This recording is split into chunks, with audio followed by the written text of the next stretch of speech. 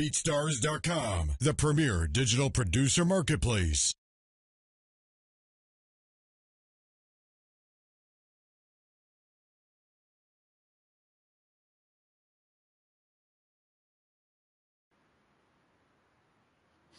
There's a couple of new people that I'm working with. One that's really got me excited is a kid named Jay Pender that has a great internet buzz, but he's about to be a force to be reckoned with. We're doing a project with him and DJ Ski, and my brother brought me on board, Taheem. So whatever Ty has, you know, whatever he has bubbling, I normally make myself available. Another group that it's not really a new group, but they're starting the new branch of their legacy, which is Slum Village, and I've been helping them a lot.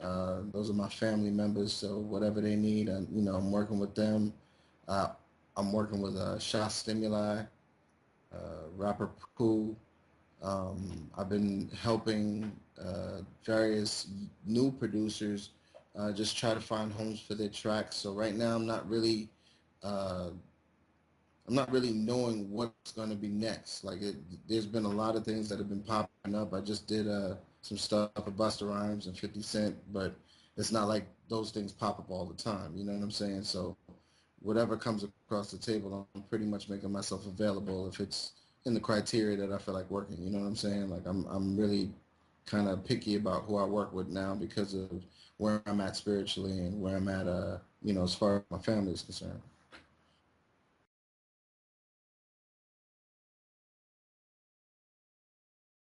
My first idol and role model was my father. Um, and like you said, he was in the music industry when he was alive. My dad was a bass player for the group Chic. He was a producer as well. And just watching him in his day to day, it just was so awe-inspiring and amazing to me that I wanted to be just like him.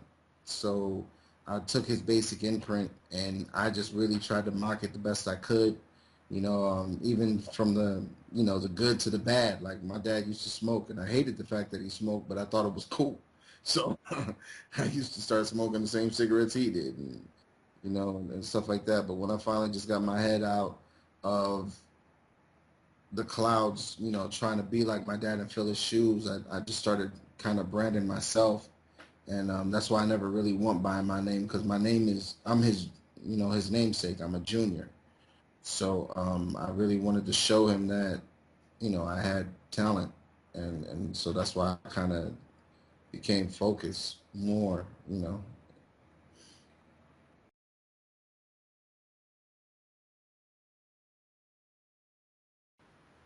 Those that know my sound know my favorite piece of machinery in my studio is my MPC 3000. I got one of the limited edition joints, and it's been riding with me throughout my whole career. And that's one thing that I will never get rid of. I used to have racks and racks of synthesizers in here, and I finally just dummied down after having friends of mine go completely virtual. But that's one thing that I can't do. Like I love my MPC.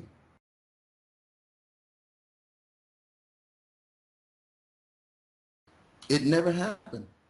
That never crossed my mind. I just really loved making music. I did nothing else.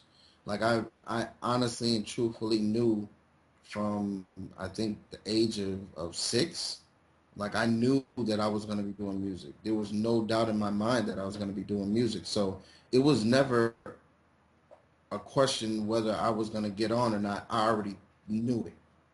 I already knew it. Like there was nothing in my mind that told me otherwise. So the blessing that came with my career was, working with the bigger names like the Beyoncés and Brandy and Busta and like people like that. Like people that it's funny because these are people that not only do I look up to, but I've listened to all of my life. And sitting in the same room with Brandy and Ray J and the whole Norwood family because I was helping their what was he music director, um, like doing stuff like that. Like it just really changed my whole entire view of my whole entire career, because I didn't look at it as just the fact that I was getting on. I looked at it as a blessing. And every time something else happened, it was just another blessing, you know?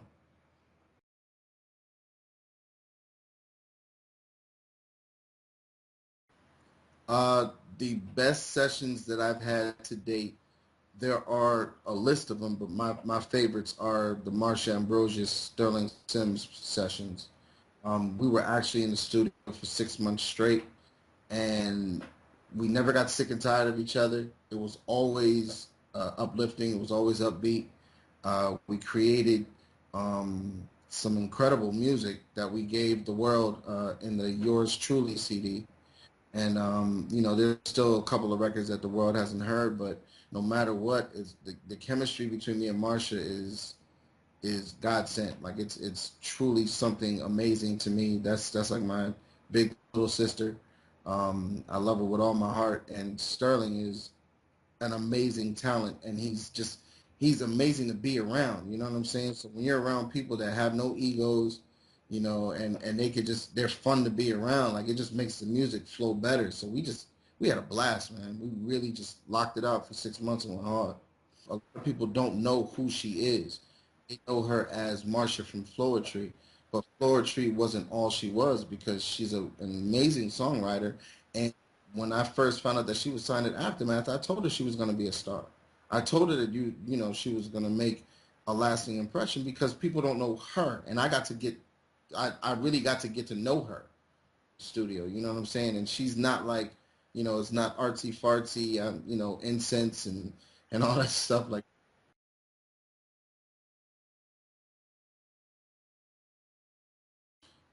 Like I said before about working with good people, I can only speak on actually connecting with you. And when we vibed out, you really gave me the sense of a great person. You have an amazing idea. Your company, the people that you're working with, everything seems so positive, and it seemed to be on the cusp of something that a lot of people weren't doing with integrity. So the moment that, you know, it once you get that good feeling inside, you don't mind doing anything. But on the business side of it, the business aspect of it, there are a lot of beats that a lot of people weren't hearing, and I really thought that it would be great to make it available to people that might not have the $10,000, $15,000, $30,000 budget to afford what I normally do, and they can come and get the same exact quality, the same exact quantity, and they're not paying. They're doing for little or nothing. You know what I'm saying? And they're able to say produced by Focus, or I even see that Illmind's on there, and Illmind's one of my favorite producers and one of my close friends in the industry, and to see that, you know, they can have a produced by Focus and produced by Illmind on their mixtape. Hopefully that helps their career. I don't. I'm not a person. I don't like talking about myself in third person, but for some reason that helps people, that little cosign. So if it helps them, then so be it, man. And I think that that's a wonderful thing that, you know, BeatStars.com does. You jumpstart a lot of people's careers, whether it's a new producer or a new artist that's you know, signing on and needing beats, or it's a new producer that needs to be heard. So it's a wonderful place for us to virtually network, if you will.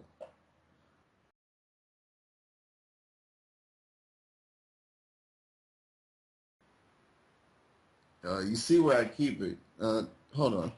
I'll bring it so you can see it. This is one of the greatest accomplishments in my career, and I got this with. It's funny. I didn't even get this with American music. I got this with a Latin artist by the name of Mala Rodriguez, and it was a pop track, and she still did hip hop over it, and it was a #1 record, and we Grammyed out with it, and it's amazing. Like we beat out some names, like we beat out Pitbull. Like that bugs me out. You know what I'm saying? And I don't even know if we went into the record thinking that it was gonna be that. But this is one of those things. Like I have 4 awards up on my speakers. That one's my ASCAP award that I got for You Already Know with 112. This one here is the iStandard award that they gave me, and that means the world to me because first off, I have love for iStandard, but second, just the fact that your peers recognize you means the world. And this is from actually a kid that was at a conference that I spoke at, and he made this plaque for me. So these are the four things that I have to see, and that inspire me to make the music that I'm making.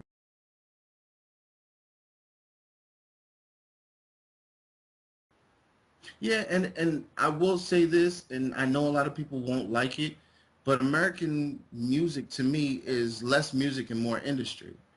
And I love the fact that, you know, in Japan and in Africa and in a lot of the lands over there, they're not afraid to do modulations, different transposing, different, like they're not afraid to play with things that we know to be part of compositions. So this isn't just a beat or a track. This is a composition now, and they're still putting out boy bands in Japan. Like, let's keep it real. So they still have the view of real music in mind. So no doubt, I would rather be made over there than over here anytime.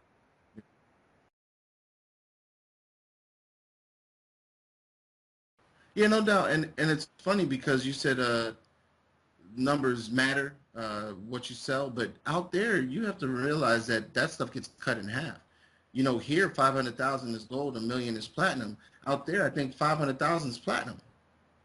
You know what I'm saying? So no matter what, just the fact that you're selling music, they just want you to connect with an artist. And when they talk about Universal, so what? They love a Rick Ross or they love a 50 Cent or they love a Beyonce or whatever. But when you break over there and then you come here and then you're a hit, think about the Beatles. Think about even what's the last one, that Adele. Like, these people come from overseas, they've already had their career. They're cultured.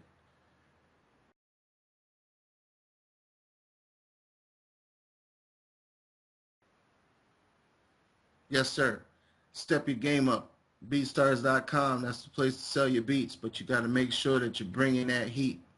I hear a lot of you guys' music, and some of the stuff is good, but some of the stuff you want to make sure that you build it properly. Give them something. Give them a platter, like a beautiful hors d'oeuvres. You want people to pick from your platter, so make sure you step your game up because I'm gonna start bringing my A game. I've been sitting back to let everybody else shine, but now I'm gonna have to start taking over this top 10. I've been seeing top tens, and my name ain't in there. It's hurting my heart, man. BeatStars.com, the premier digital producer marketplace.